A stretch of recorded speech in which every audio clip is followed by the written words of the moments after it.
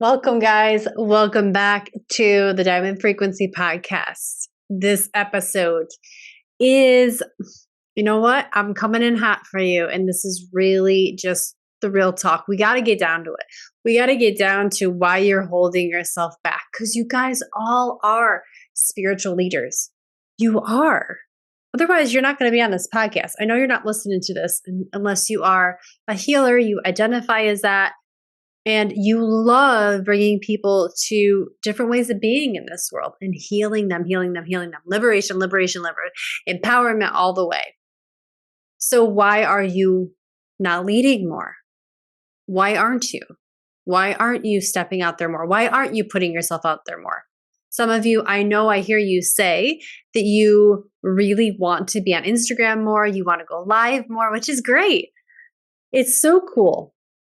But you're talking about that last month, and you were talking about that last month, and you're talking about that last month, and I don't see you. Some of you are, but some of you are still holding back from taking real action. And remember, your soul clients are out there. They need you. They want you.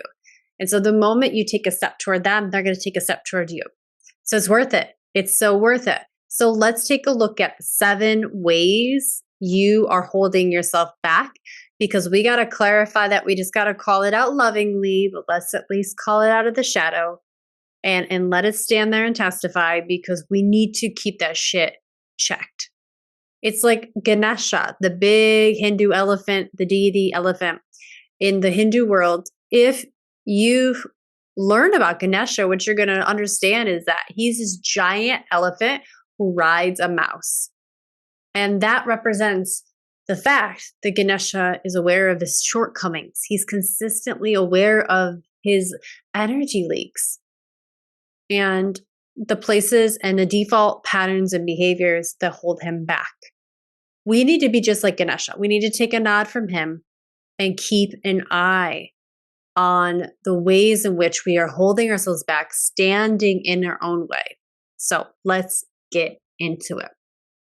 7 ways. The first one is this: your need for approval is holding you back. Your need for approval. I think this is really big with women, but it's also just big in general with empathetic, spiritual women, because we're so beautifully sensitive and we're so beautifully open that we can feel at times like we might say something, do something, and we're going to break some social code. We're going to piss someone off, or we're going to say the wrong thing and then have to apologize. And so there's a hesitation to step forward unless someone says to you first, "You're so good at that. Oh my gosh, that was the best this. That was the best class. That was the best massage. That was the best healing session. I feel so liberated when once you hear those external words, we feel like, oh, okay, I'm supposed to be doing this. We want to flip that. And you will through practice of you going first. Before anyone knows your name, before anyone knows what you're about. This is where we take radical position in our knowing and declare with our actions that we're here, we're not going anywhere, because your mission is that important. So look at where you might be waiting or hesitating for other people's approval that, yeah, you're supposed to be doing this. And yeah, I agree with your choice to be a healer. Yeah, that makes sense that you would want to rent that space and teach that class. Yeah, I totally understand. Waiting for others' approval when all you really need is your own approval. Okay, point number 2, your need. So what's holding you back? Your need for an invitation. Invitations are beautiful, but we don't always have to wait for them. If you don't have an invitation, it does not mean you can't create a pathway for yourself. I know a lot of new baby yoga teachers, when they're just getting started, they're really intimidated by going up to a studio that they want to teach at and asking if they have any room on their sub sheet to be a sub, or if they're hiring for part-time instructors. For some reason, there is hesitation around going for what you want. And this isn't just the yoga teacher world. Anyone who really has put the goal on a pedestal above them will always have hesitation and always be waiting for invitation, because the power belongs in the external again. So this is a reminder. Bring your power back. Reclaim it. What you want isn't on the pedestal. You are. Your goals, your spiritual endeavors, the amount of money you want to make flowing through your business, the amount of clients and soul-powered students that you want being in your classroom or your workshop or your events is not the pedestal. It's the exchange of love in that moment that's on the pedestal, facilitated by you. So this is a call and a reminder for you to reclaim your power. And to when we wait for an invitation, we are also putting a big emotional charge on that person, place, or thing that's inviting us in, right? Because it can be a person, but also can be an energetic invitation that we're waiting for on some level. And that gives a lot of charge to that moment. So what would it be like to reduce that emotional charge, to relax it a little bit, to give it some slack, and to not put so much energy into waiting? Because as you're waiting, it's building anticipation, right? Will it happen? Will it not? When will it happen? Oh my goodness, will I be good enough? And that's so much runway and time to start to get into your head again and overthink. So where might you be waiting for the invitation? And where could you instead create your own pathway forward? By walking in and saying hi, by sending that email, making that phone call, posting the damn thing on Instagram, posting with a link to sign up. Where can you just remove the emotional charge and position yourself as that locus of power, the point of power within you, and just do the damn thing instead of waiting for someone else to give you that power? That's a big one. Okay, next one. What's standing in the way of you leading more? Your need to be perfect. Your need to have everything perfect. Your need to sound perfect. Your need to look perfect. Perfection, just like readiness, is not real. To whose standard? To what standard? Your level of perfection might even be an old level of perfection that is outdated, and therefore you're chasing something that's redundant and old and doesn't support you. So this gives us an opportunity here and an invitation to step back, get a bird's eye view at where we're holding ourselves up, looking for this edge of perfection and hiding behind it, actually, because, just like build up and waiting for an invitation, you might be waiting to get something perfect and you launch it and there's crickets. So it's better that you launch something, put something out there imperfectly and get feedback, iterate, put it out there again, get feedback, iterate, meaning make changes based on your feedback. And every time you iterate and launch, you're putting a better and better course out there. You're putting a better and better menu of prices and look and feel to your schedule. Or maybe you have a product page online with all of your beautiful essential oils or your new tarot card deck you just designed. I don't know, guys, I'm dreaming here. What the beautiful products that you're creating, because I know you guys are so talented. It excites me just to dream big with you right now. But I'm thinking, what if you launched a little product and one instead of 5 or 10 and then got feedback and iterated, made improvements based on the feedback, and then launched it out again? Got feedback, improved, launched it again. By your 3rd or 4th iteration, you're so freaking solid with a product that now it's just generating money for you. You've become known for that thing. This is the benefit of letting go of perfection and just get the thing out there. So let me ask you, What have you been assigning the perfection mode to in your life? And where is it time to let go of that and release what you have now and iterate? Because you're going to be better off in the long run and actually the short run for it as well. Okay, so what point are we on? 1, 2, 3, 4. The fourth reason that you are holding yourself back, the fourth way you're holding yourself back is this. You feel like you need to know it all first. You feel like you need to know every drop, every flavor, every look, every move, every response and answer before you get asked it. You feel like you need to know it all first. And this is like a shade of perfection, right? But what we're saying here is this: you're never going to know it all. And knowing it all isn't required. But knowing that you are all is required. That's my little saying. You don't need to know it all, but you need to know you are all. All that's required. So this brings us back to this understanding that you're whole and beautiful and perfect just as you are.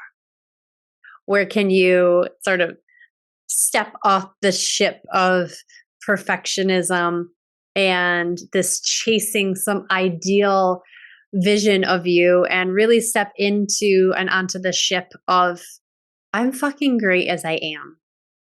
And I'm going to come with all of my beautiful energy and trust that even if you don't know it all, that you don't need to know it all because you're going to be co-creating with your clients. You're going to be co-creating with other students and they're bringing their own wisdom. And what if it's the piece that you're missing?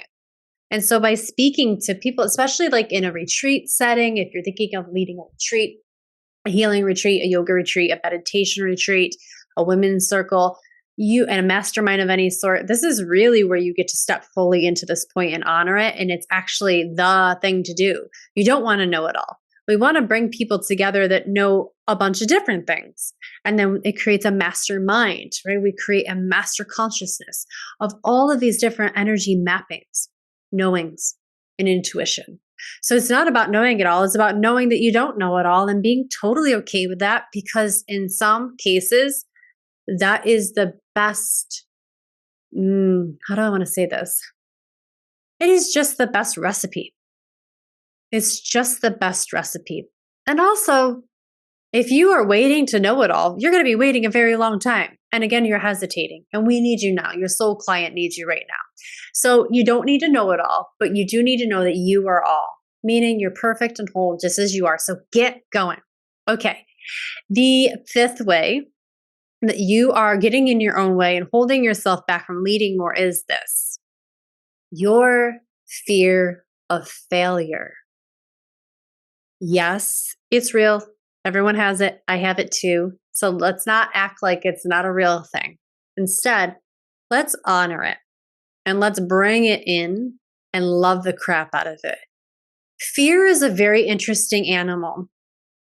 It actually seems so scary, but fear is really just a lack of competency and a lack of confidence.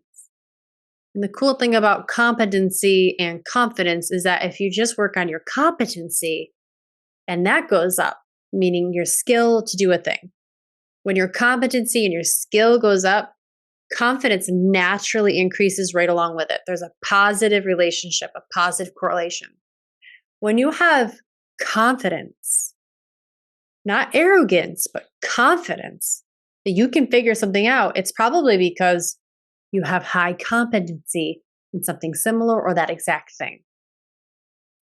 And so you just walk into the room, don't you? You just raise your hand. You just sign yourself up. You pull up a seat because there's no hesitation.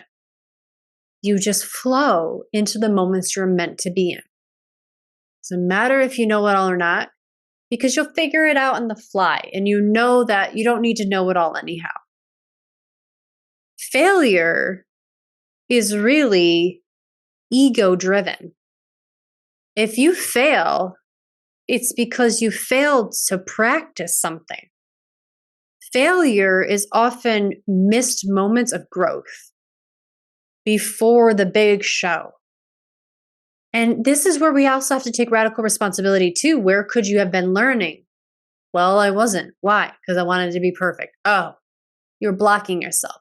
So failure can be avoided in many cases if we start practicing what we love now, before we're perfect, before anyone knows who we are, without an invitation, without approval, but our own, without knowing it all, but knowing we're all, we go for it because you're going to build skill set. And when you build competency, you also build confidence. And in that case, you're fluid with your intelligence. You can go into moments and then just be like, well, you know what? I'm not entirely sure how to do this, but I bet you I'll figure it out. That means, yeah, you might not get 5 gold stars. And in some cases, you might fail, but you'll never perceive it to be like that. You'll go, damn, I gave it my all and I showed up, and that's something the old Kim wouldn't have done. You'll say, that's something the old me would have been scared of. And the real failure is that I never tried. The real failure is that I sat there and I sat on my hands and didn't say anything. The real failure is I didn't grow then. Not that I didn't really do the thing perfectly, it's that I just sat there. So what I want you to really get out of this point is that failure is real, yeah, and we all can be afraid of it, but what you should be afraid of more is sitting there and doing nothing. Let me keep going, and this will help bolster that fear of failure a little more, because I think another nuance to that is this next point, point 6, which is one of the reasons that you are holding yourself back from leading more is your fear of looking like a beginner.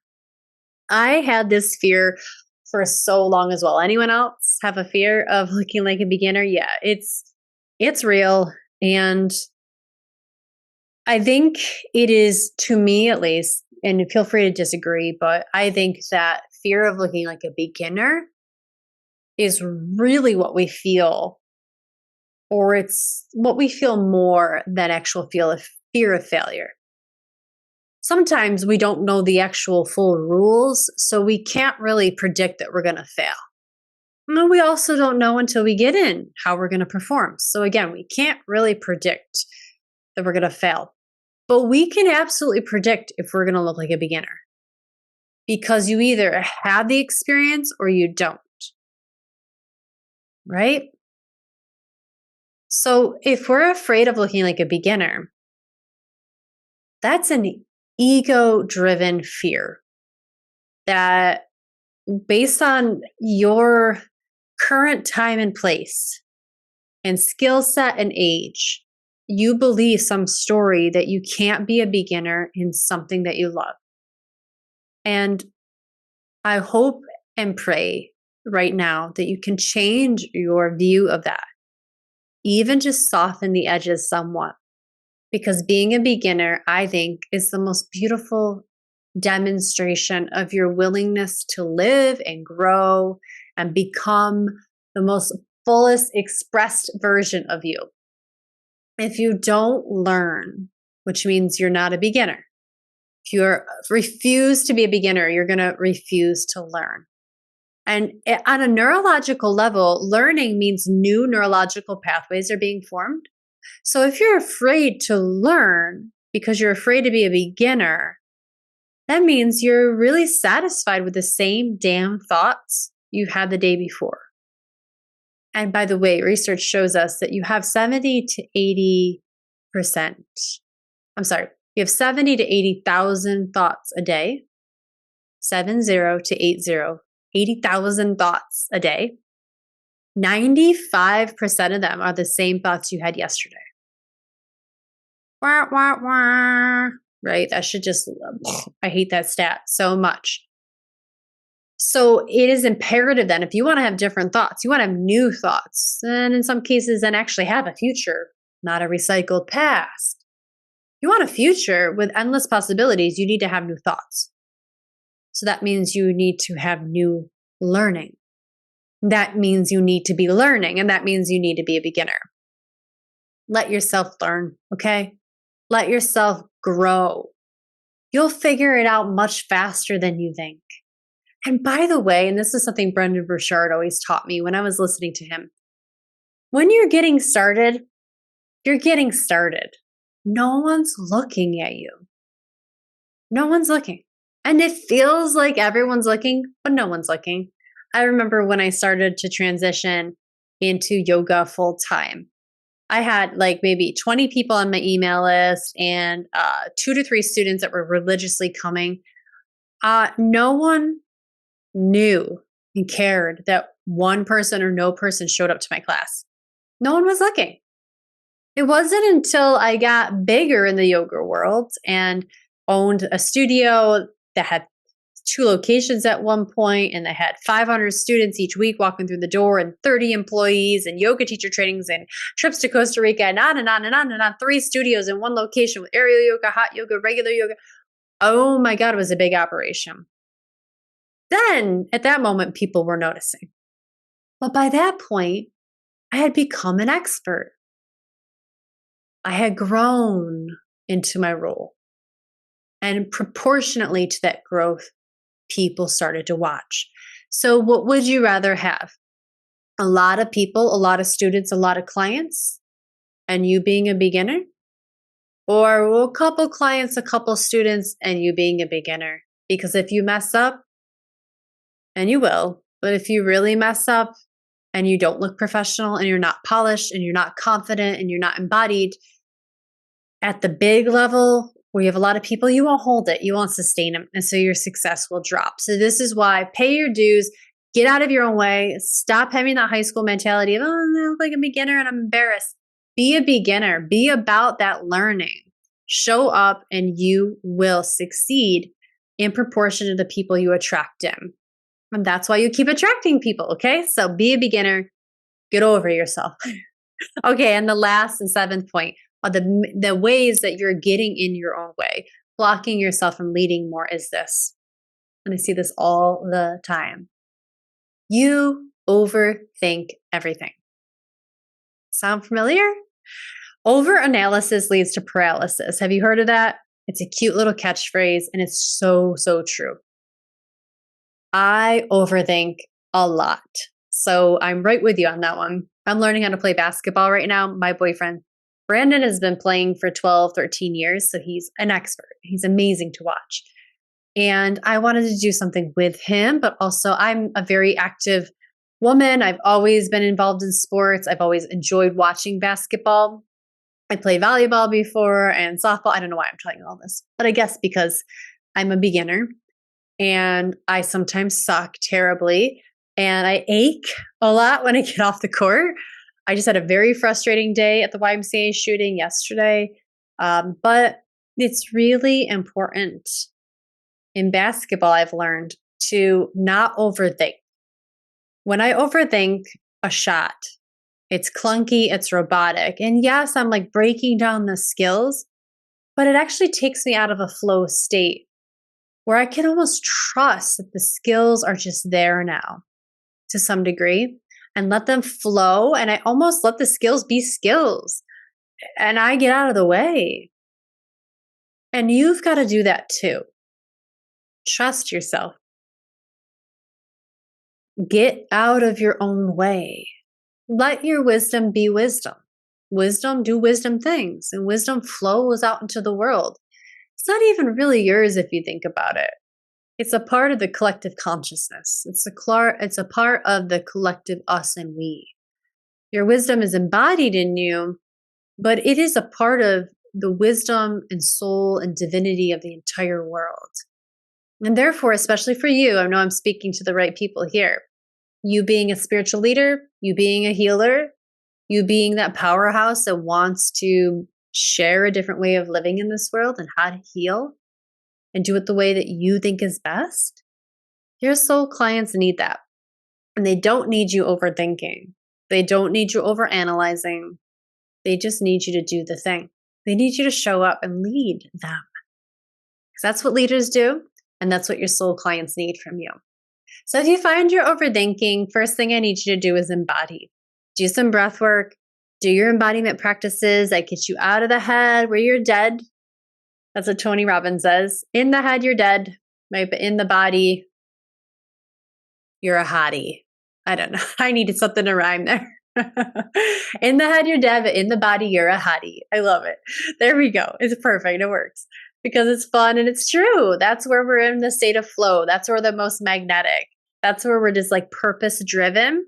And that will get you out of overthinking. Okay. The other thing I want you to do is this works every time for me, is gratitude.